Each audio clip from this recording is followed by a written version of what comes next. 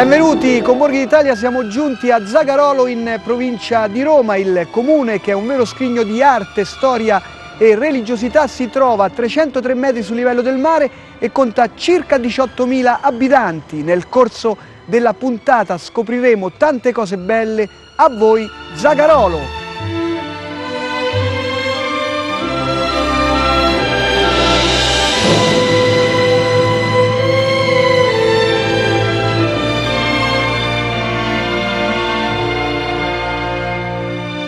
Io amo tantissimo Zagarolo, è il mio paese e sono fiera di essere zagarolese, di essere nata, vissuta e continuo a stare a Zagarolo perché è il mio paese. È un paese bellissimo, è un paese ospitale, per cui io invito tutti a venire a Zagarolo. Abbiamo delle manifestazioni bellissime, per cui io mi auguro che tutta l'Italia, fuori Italia, venga a vedere il nostro paese, perché è un paese stupendo.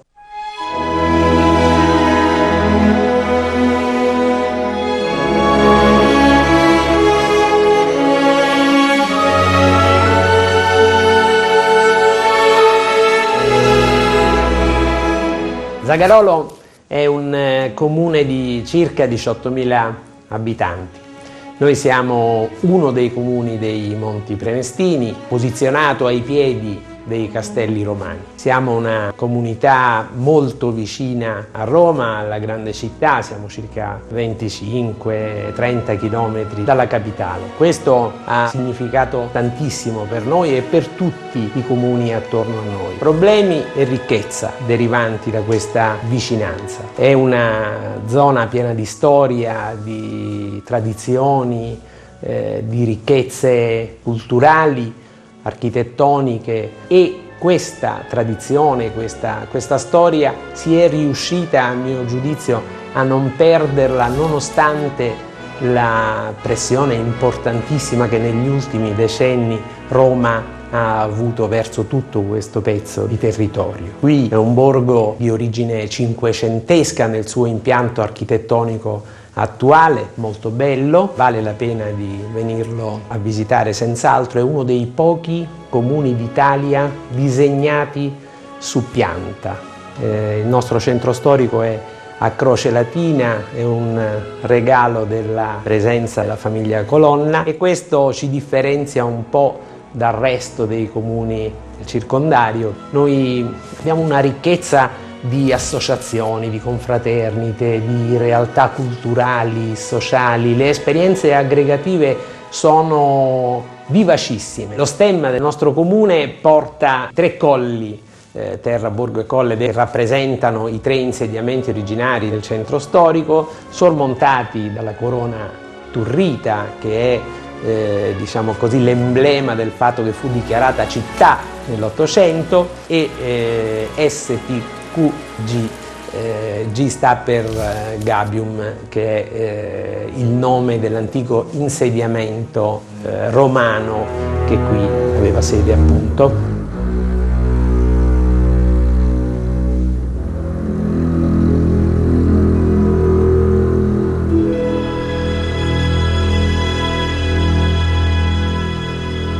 Sulla centrale piazza Guglielmo Marconi si affaccia la parrocchiale dedicata al patrono San Lorenzo. Andiamo a conoscere il parroco.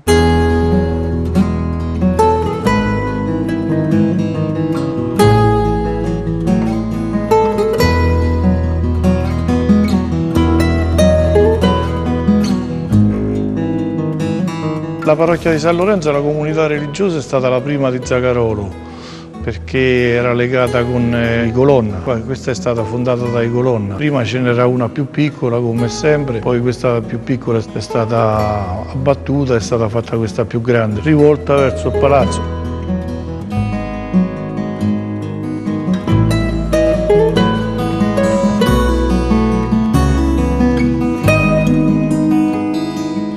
poi qua vicino c'è la chiesa dell'Annunziata, che è veramente grande rispetto a Zagarolo, è una basilica praticamente. Anche quella fa parte della parrocchia, però è una rettoria a sé stante, insomma. Il patrono è San Lorenzo, che è il patrono dell'intera città di Zagarolo, e poi ecco, ci sono queste confraternite, che due stanno qua direttamente a San Lorenzo, la Natività, che è la prima, più antica diciamo, poi la confraternita di San Lorenzo, che è sorta in onore del patrono qua. Altre 4 stanno giù all'Annunziata, quella di San Pio da Pietrelcina, poi la Trinità, poi c'è la Santissima Annunziata della Divina Provvidenza. Stiamo cercando di mettere insieme le due parrocchie per collaborare, sia a livello di consiglio pastorale e sia di vederci insieme, che per esempio è già la seconda volta che queste confraternite si radunano insieme, cosa che non era mai successa.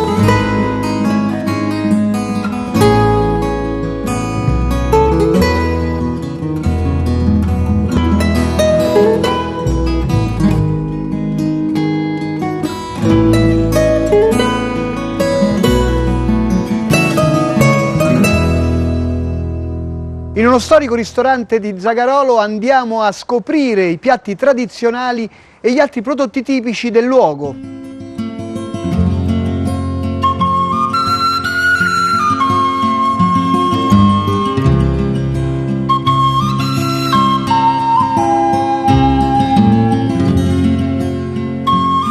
Ci troviamo nell'antica trattoria Il Giardino di Zagarolo. Questa trattoria venne fondata, oggi ristorante, nel 1931, per questo è il ristorante più antico che oggi si trova in paese, e è ubicata all'interno delle antiche scuderie del Palazzo Ducale. Mi trovo in mezzo alle belle signore vestite con i costumi contadini di Zagarolo della Prologo di Zagarolo, che mi fanno da cornice molto molto bella.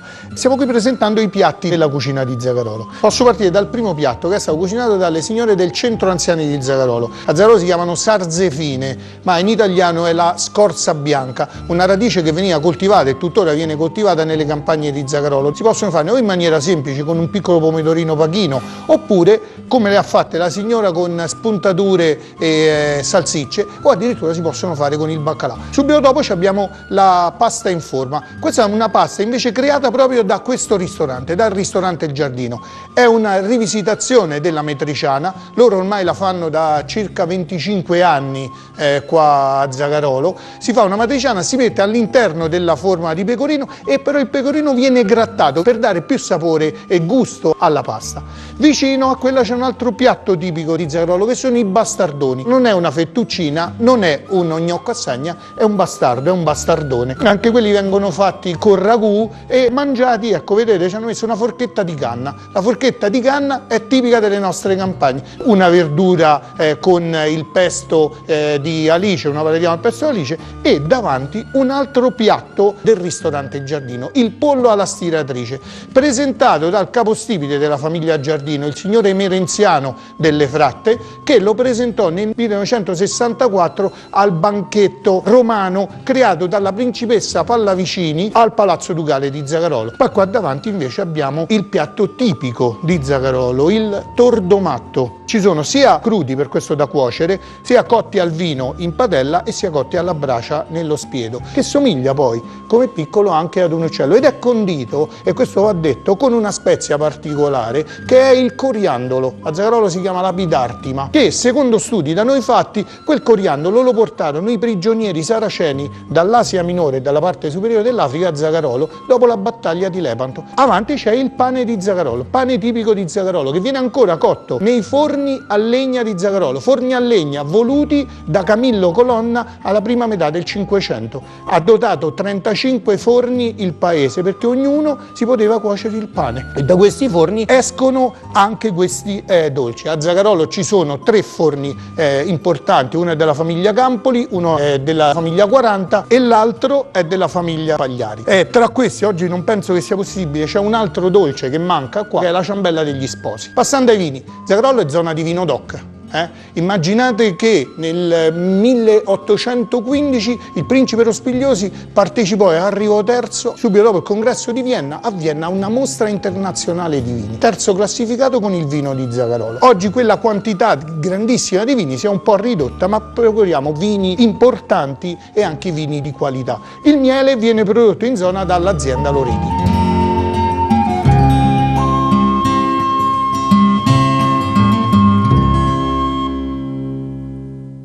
Con il presidente dell'istituzione Palazzo Rospigliosi di Zagarolo andiamo a visitare il pregiato Museo del Giocattolo.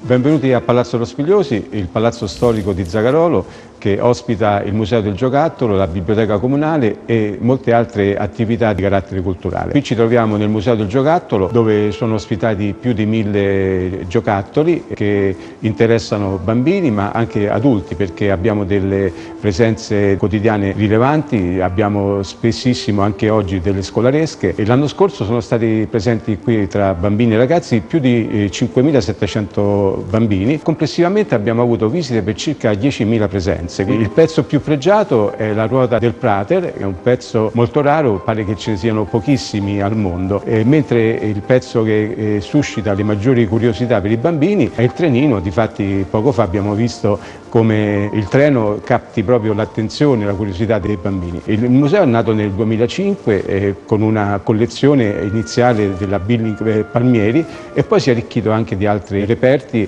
e spesso ospitiamo anche mostre. In questo momento c'è una mostra di Disney, ospitata grazie al mecenatismo del collezionista Antonio Russo di Napoli, che ci ha portato questi pezzi, e ogni circa 5-6 mesi rinnoviamo con lui delle mostre che dimostrano la capacità che hanno i collezionisti di poter mostrare dei giocattoli. Ma il museo è un museo dal punto di vista demoantropologico, qui sono racchiusi anche i ricordi dell'infanzia, sono i ricordi del passato. Oltre al museo, come dicevo all'inizio, l'attività di Palazzo Rospigliosi è un'attività che abbraccia tutti i campi della musica, i campi dell'arte. Sono anche molto seguite le presentazioni di libri.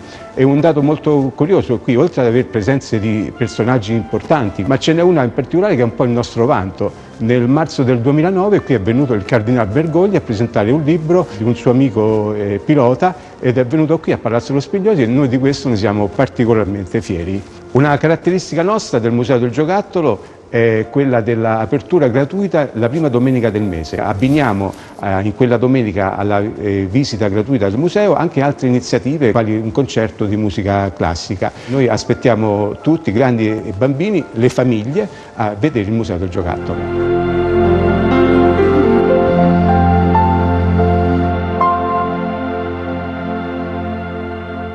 Al centro di Zagarolo, tra la chiesa di San Lorenzo e Palazzo Rospigliosi, si erge l'altra parrocchiale del centro storico dedicata a San Pietro. La parola al parroco.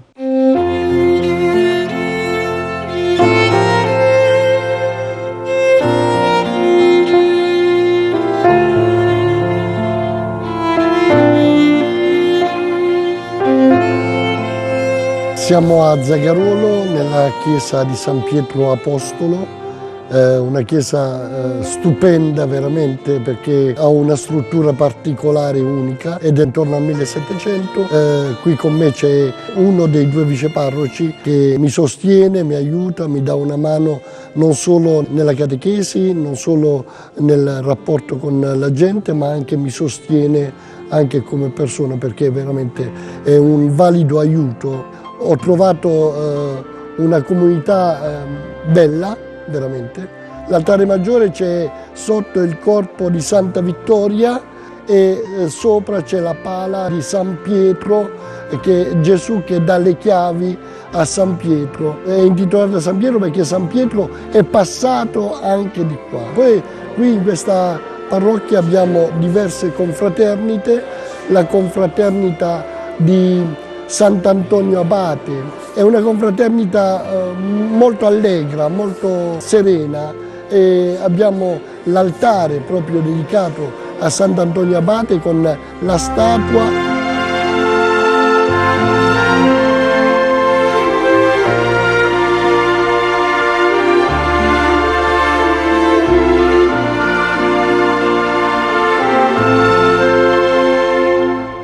C'è la confraternita del Terzo Ordine Francescano, ci ritroviamo spesso comunque nelle preghiere, ci troviamo a sostenerci anche nelle varie processioni, che ce ne sono tante qui a Zagarolo, e animiamo un po' insieme la realtà parrocchiale. Poi c'è la confraternita di Sant'Antonio di Padova. Diciamo che sia quelli di San Francesco che quelli di Sant'Antonio di Padova fanno capo più a una chiesetta che fa parte della parrocchia, che è poco distante, che si chiama Convento di San Francesco o Madonna delle Grazie. E penso che proprio in quest'anno della misericordia, che anno stupendo di grazia, è un dono enorme di Dio che vuole comunicare a ciascuno di noi il desiderio semplicemente di riscoprire la persona che ci vive accanto, non come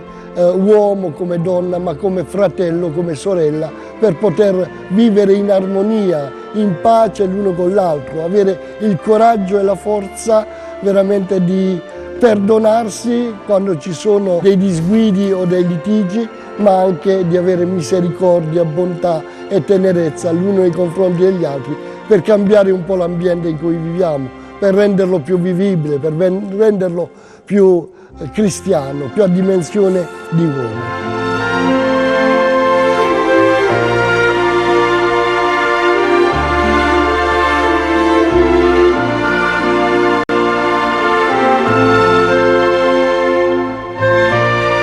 Oltre alle due parrocchie del centro storico, ne sono sorte negli anni '80 altre due nella periferia del paese. Una è Santa Maria Regina della Valle a Valle Martella e l'altra è il Divin Salvatore in Santa Pollaria, che è nelle zone più di campagna del paese. E il paese di Zagarolo, oltre a queste due parrocchie, ha anche altre chiese. C'è la chiesa della Santissima Annunziata, che è nel territorio della parrocchia San Lorenzo, e ci sono poi due santuari mariani nel territorio della parrocchia di San Pietro.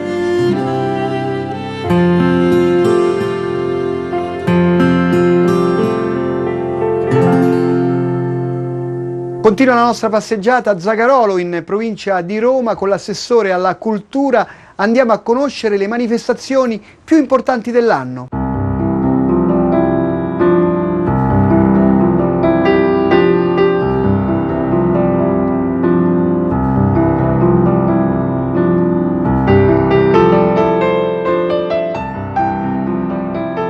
Essere assessore alla cultura qui a Zagarolo è un impegno che porta moltissima soddisfazione. Le tradizioni culturali, il folklore sono molto sentite dalla cittadinanza. È per questo che sono anche partecipate e vissute. La festa più importante che ricorre qui a Zagarolo vede la sua origine intorno al 1930 e è la Sagra dell'Uva. È una tradizione particolarmente sentita dagli zagarolesi. Nella prima domenica di ottobre viene presentata questa sagra, che vede la partecipazione di tutte le associazioni locali. Zagarolo è anche molto attaccata però anche alle tradizioni religiose. La festa del Santo Patrono, che è il 10 di agosto, viene vissuta ogni anno in maniera molto sentita. C'è una bellissima processione e tutte le confraternite religiose ne prendono parte.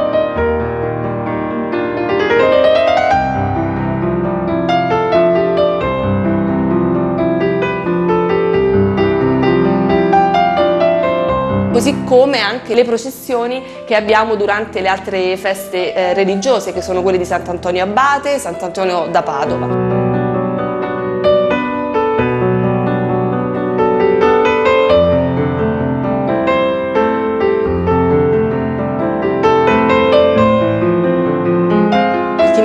Una nuova manifestazione, un festival, è nato a Zagarolo nel 1997 e è proprio lo Stradarolo, Festival internazionale degli artisti di arte di strada. Ultimamente anche la festa del pane è una festa molto partecipata, soprattutto dalle associazioni. Nel mese di maggio a Palazzo Rospigliosi ci sono due grandi e importanti manifestazioni per il territorio: Tramando e Tessendo, che richiama gli artigiani del mondo tessile, e Gran Palazzo richiama tutti i galleristi. Quindi per noi sono due appuntamenti di estrema importanza. Nel mese di giugno, sempre a Palazzo, abbiamo la manifestazione Wine Expo, Zagarolo terra di vini, di tradizioni quindi del mondo del vino, e Wine Expo sta riscuotendo un successo importante.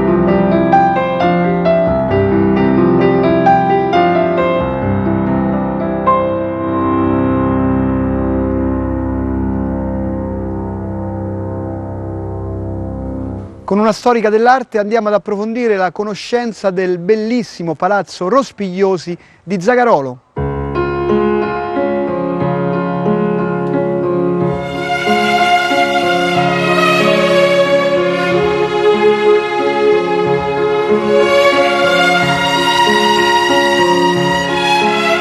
Questo palazzo meraviglioso in realtà nasce come castello medievale, il castello un po' delle favole, con i suoi torrioni, con il ponte levatoio e il fossato. Siamo alla fine un po' del 960-970 e c'erano i conti di Tuscolo.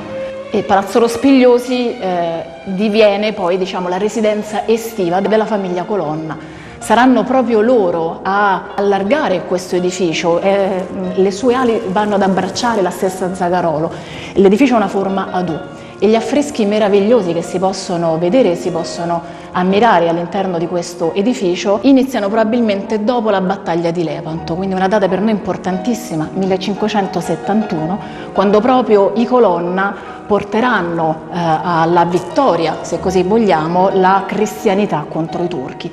E qui all'interno degli affreschi ritroviamo questi continui riferimenti. Innanzitutto l'araldica dei Colonna stesso, con questa colonna bianca e la coroncina sopra, ma anche la sirena bicaudata, che è un'immagine con una sirena appunto con doppia coda, ed è un riferimento nautico. Tutti i soffitti del piano nobile sono stati affrescati da artisti della cerchia di Papa Sisto V, che è stato qui, quindi siamo alla fine del 500, primi anni del 600.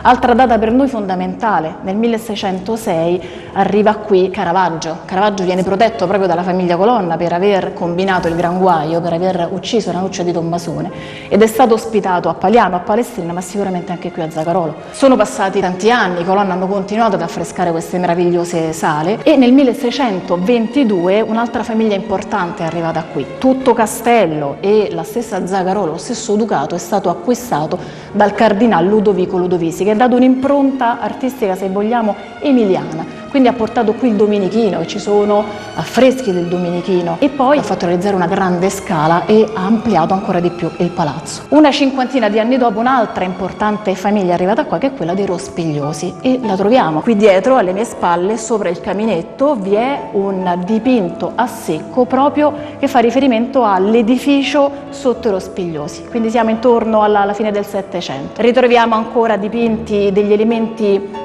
di interesse archeologico. Zagarolo comunque è molto antica, probabilmente addirittura prima di Roma, così come l'antica Preneste, e sparse un po' per la cittadina troverete delle colonne antiche, e a palazzo ci sono due enormi colonne monolitiche venute probabilmente dalla zona, se non da Tivoli, se non da Palestrina, forse dall'attuale San Cesario, dove c'era una villa romana molto importante.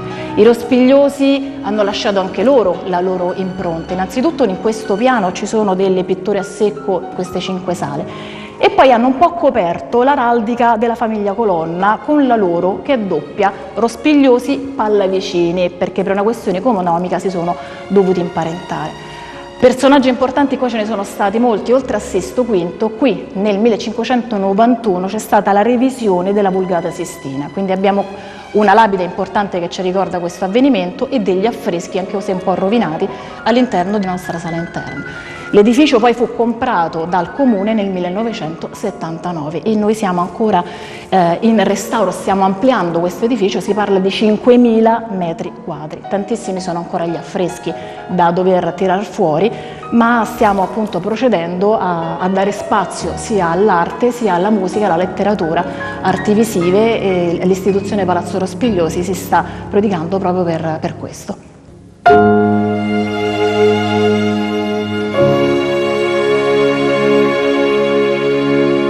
E dopo aver visto tutte queste cose belle, volevo fare un invito particolare nel nostro dialetto. Venite a Zagarolo, che è tanto bello, la mattina una passeggiata per le chiese, a mezzogiorno una puntatina a palazzo, lo pomeriggio 2 torti di matti e 4 biscottini e la giornata finisce tutta in dolcezza. Venite.